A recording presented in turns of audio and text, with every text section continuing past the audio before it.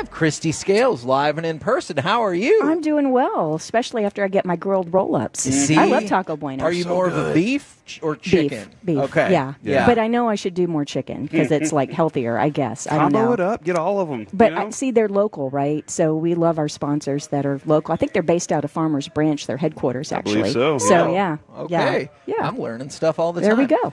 You That's because look like Kristi you teaches might. us. That's true. You look like you might be nervous if you didn't have your notebook with you. Well, I brought it just in case you guys throw a curveball that's like, if we go really I know deep you've on the already depth talked chart. with Mickey today, and so now, you're ready to dig deep on Cowboys. Yeah, we and are. so that's the great thing about being the sideline reporter on the radio is you can carry your little notebook, or you don't have to brush That's your not hair little, or Kristi, wear a lot of makeup That or is a something. Nobody can see. gigantic notebook. No, it's a little. It's almost season ready. You have something it's that almost says season ready. decibel levels? Is that for all Yeah, of it's the for stadiums? decibel levels. Oh, my God. Well, no, this is just regular decibel levels. But so when we're in Seattle, I've used this at games in Seattle and in Kansas City. So they'll put up the thing for the crowd, and it'll be like, like to pump up the crowd, and they'll have the decibel meter. And so let's say that it hits 120.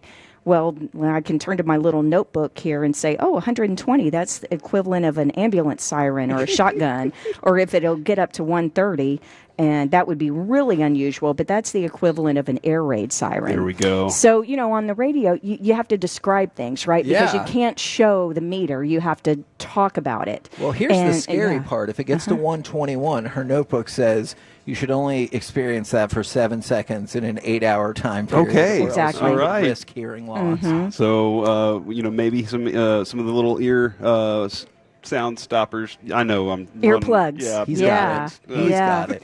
But if you're the loudest on record, Seattle and Kansas City have battled back and forth for Okay. Guinness World Record for the loudest crowd. But right now, Lumen Field in Seattle holds the record of 137.6. But there was a thing where Marshawn Lynch had that beast run in the playoff game, Beastquake. and it caused the earthquake. Yeah. there. So yeah. That's so cool. So, but also, so there's always little things that may come up in a game, and I may not use 99.9% of the information in this notebook we won't use. Right. But Yeah. there may be something that comes up, You never know. and you can turn to it. So little cliff notes. A little bit, Corey. Do you think it looks like some of these notes are potential ransom notes? There's a couple in there that look like Just here because and I cut there. out the letters from we the have magazines. your son show up to the Star at 2 p.m. Yeah, that definitely could be the case. How many? I know we've talked about this quite a bit, the appeal of preseason football and seeing the depth for your team and everything. How many more years do you think we have left of the 3 games of preseason football? Because it feels like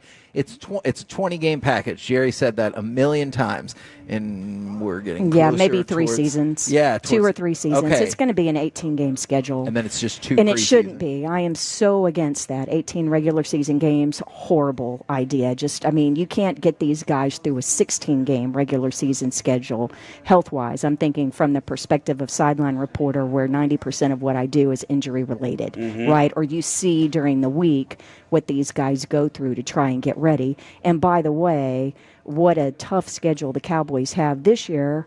This is the worst schedule I can remember in a long time. And I don't mean the gauntlet of the tough teams at the end of the season, but which is bad enough. But these Thursday night games, The turnaround. give me a break.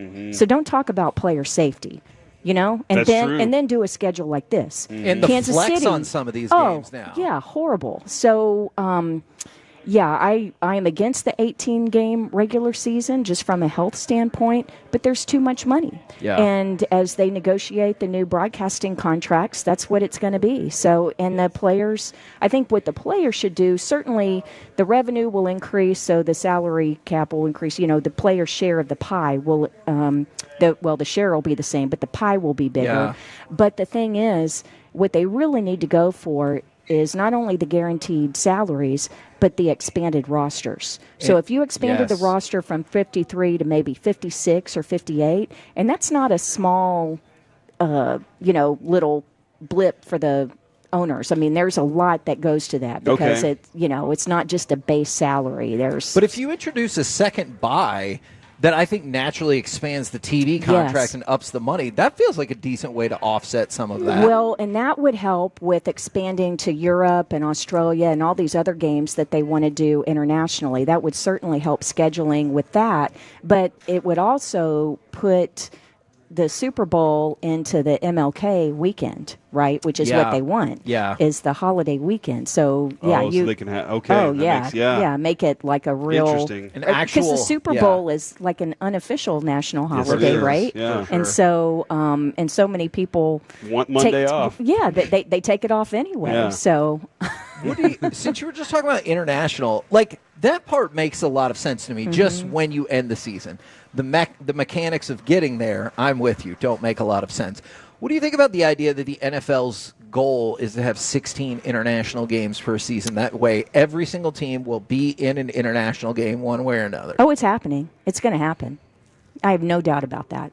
You know, there's going to be a game in Australia next year, and fingers are crossed that it's going to be the Cowboys. I'm really, really hoping that it is. Hey, Can't can you believe get we them haven't to done send Brazil us yet. too? Yeah. See that? Wouldn't that be great? Out of We all get the we get shows. sponsors, and you guys do a whole week from there. And that's what's fun about the international games is you generally go 2 or 3 days ahead of time. And when they were preseason games, we would go like 4 days ahead of time. So I've done games in Japan. Did a regular season game in London, but 2 other preseason games there. Monterrey, Mexico, a couple in Mexico City, Toronto. That was before the Bills, did some of their games there. So that was a lot of fun. I mean, I couldn't tell you what happened in the games, but I do remember having a great time at the baseball game. That's the not helping Yomiuri our case to Giants. go out Oh. there. I don't remember what Oh, happened. no. but- I just remember the hard-hitting talk radio that we had leading into That's the what I'm talking game. about. That's what I Yes. really remember. That and Kevin, think of all the content: the wallabies and the kangaroos and the koala bears. Like, we're going to go find them all, and we're going to have fun. What that- about Germany? Would you guys be up if we have one of the games in Germany? Kevin- Because you I'm just got back. Yeah, I know. You could be Hoagland. That's right. That's right. And I could give my motivational speech again that I have. See here, Corey. I just wanted to show you real quick. What? Yep. Ich This- bin ein Berliner? Yeah, no, okay, I'm Oh, not okay. JFK. This is the capital B that's not closed off. Oh, that's okay. supposed to be. That the first time I saw it, and they're like, it's not a B, and I panicked, and I was like, I don't know what letter that is. We don't have that in America. But I learned a lot about it. Yes, this was Oh, my. this is very good. This is my Catch the motivational ball. speech for the kids.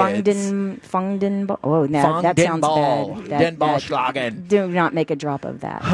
Yes, you definitely should. Now, is there anybody who stock most raised, maybe stock that fell the most in Oxnard? I know this is just part of the process. We still got the second Sure. game that we're going to move to Frisco. So it's not a done deal, but Yeah. who have you seen that's maybe like risen and Probably fallen? Zion Childress, who was, kind of I won't say afterthought, but an undrafted guy. Is it Yeah. going to get the same kind of attention? Of course, he started his career at Texas State before finishing at Kentucky, but the fact that he was getting first-team snaps there Yeah. in the slot as the nickel cornerback is really cool. And I mean, it I feels think like that job is I there think for the Keemon taking. Hall is still, Okay. Yeah. if you're stacking it up right now, but talking about who's going to get a lot of playing time and has a real chance in this second and third preseason game to continue. You got to manifest in the game what you've been showing Sure. on the Right. practice field at training camp. Yes. So I think he has a guy like out of nowhere, so to speak, who's lost some. I would say, he's still going to be on the 53-man roster would be my prediction, but Awesome Richards got leapfrogged by Nate Thomas. I'm so glad as that you the said backup that. left tackle. Because it felt like last year, anytime there was any question about the offensive line, they're like, well, We're we fine. got Awesome Richards good. ready And to go. they love Awesome. They do. But this is a thing where the position flex could actually kind of hurt you a little bit because they were working Nate Thomas this offseason. Once in I guess it was May, they moved him to tackle full time, whereas Awesome is still splitting between, he can play guard and tackle. Yep. Now that's going to help with sticking on the 53-man roster because if you have 8 linemen active, which you do on game day, he can be one of those guys.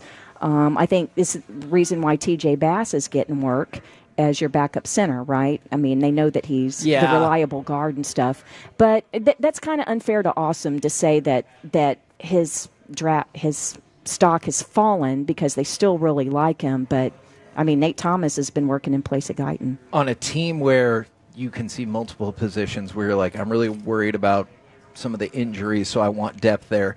Is it going to be tough for the Cowboys to have to carry 3 quarterbacks, or is that not the way you see it? No, it's going to be tough. Yeah. Yeah, and I know that when Mickey was on with you guys earlier, he was, and I totally agree with this, is you come out of 26 days in Oxnard, and you still have, Mickey said the same questions, at cornerback and offensive line, and I would argue that it's even worse because of the injuries at those 2 positions. So not only are there still question marks, they're bigger question marks because some of the guys have gone down to injury. And that defensive line rotation that Eberflus is going to want, like he's going to need a stockade of guys too. So he's going to have to. They're going to figure the numbers game's really going to be fine after this next one. See, and you guys are spot on. And again, I know this is somebody who we know will be part of the team. But the time that Tyler Guyton is missing, not in terms of, he won't be ready for Philly, but in terms of he won't be there with the rest of the guys that are on the offensive line, like practicing and playing and everything like that, that feels so detrimental. It does. And, there were, towards the end of last season, he was dressed and part of the 48, but DNP didn't play. Once Chuma Edoga came back from that toe injury, Guyton lost playing time and starts to Edoga.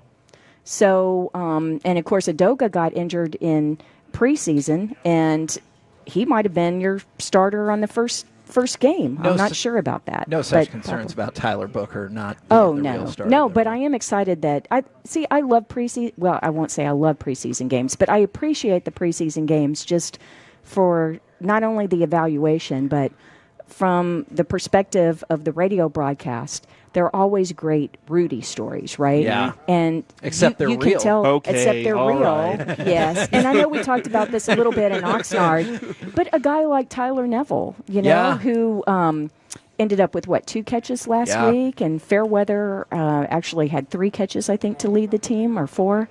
And so, but this is a guy who, when he was 14 years old, had the syndrome, his chest collapsed. They had to put a steel wall in there beneath his ribs. He couldn't play football because he couldn't have any contact, Wow. And so it has overcome cancer. As a child, surgery because of deaf, hearing impaired. Yeah. So what does this young man overcome, not only to play college football, but to sign with an NFL team and make catches in preseason games? I mean, these are wonderful stories to tell. And the people who are listening to preseason games, especially in the second half, are the truest of true blue fans. That's true. And they care. Yeah. They care about who the backup or third-string guys are. And this matters. A guy like Phil Maffa has to show that he can do coverage on teams if he is going to be on the 53-man roster, because I don't think Miles Sanders is going to play teams. Yeah. Are you going to send him down on punt coverage? Yeah, that's Probably his leg not. up. That's if he gets that, that's his way Exactly. in. So every one of these snaps, especially on special teams, because you can't control that. You don't get that many in the preseason games. So you could argue that every single snap could be do or die for some of these bubble guys. Well, I appreciate you being here, but I know we're just stalling for you to eat. So we're pushing.